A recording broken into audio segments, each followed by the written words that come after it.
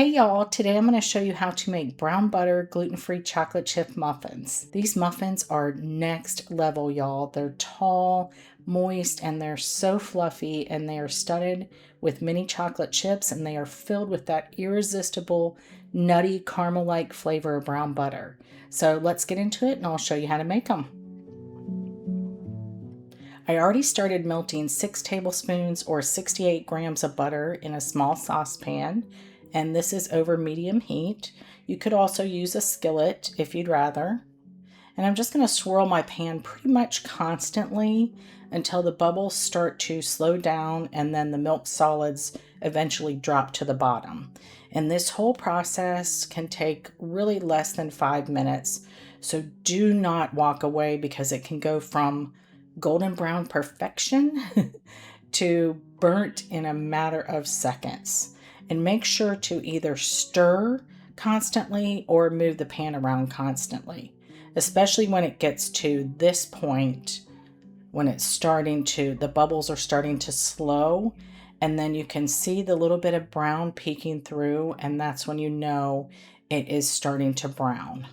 And I'll take this off the heat and pour it right into my large bowl, and I'm going to set it aside to cool slightly. While that's cooling, I'll go ahead and whisk together my dry ingredients.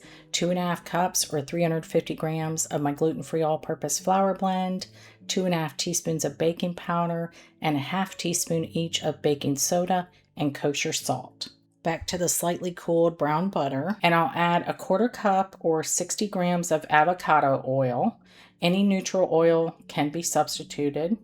And then 1 cup or 200 grams of granulated sugar, and 2 large eggs that are at room temperature. Make sure all your ingredients are at room temperature.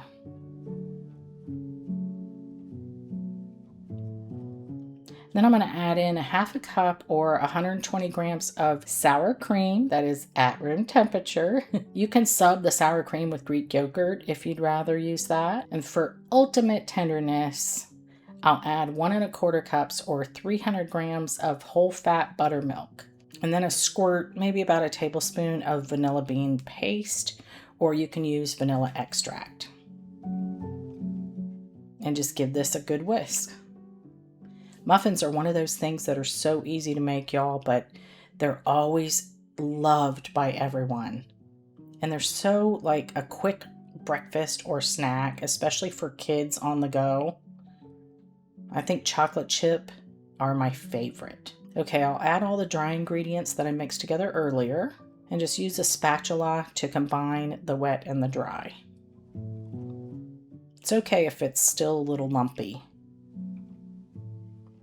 Then I'll fold in my mini chocolate chips, which is 1 1/4 cups or 230 grams of mini chocolate chips. And now we're going to cover this and let it sit for 15 minutes. And this will hydrate the flours properly in the blend and make such a difference in the overall texture of the muffins, so don't skip this part. I'll get my muffin pans ready. I'm only putting 6 liners in each muffin pan, so every other muffin well, because I really want the muffins to bake up tall and bakery style with that classic muffin dome and have enough space between each one. I'll scoop my rested batter into each muffin liner, and I'm basically going to overfill these just a little bit, all the way to the top and just a little bit over. That's what creates those nice tall muffins. And the final optional garnish is a sprinkling of turbinado sugar over each, just to give them a little textural contrast, a little crunch. And I'm going to bake these at 425 Fahrenheit for 7 minutes, and then turn down the temp to 350 and continue baking them for 12 to 15 minutes or until they bounce back when lightly touched. And I'll let them cool in the pan for 10 minutes. And then you can either serve them right away or cool them to room temperature. I myself prefer a very warm muffin cut in half with just a little butter on each half and a sprinkling of flaky salt, y'all.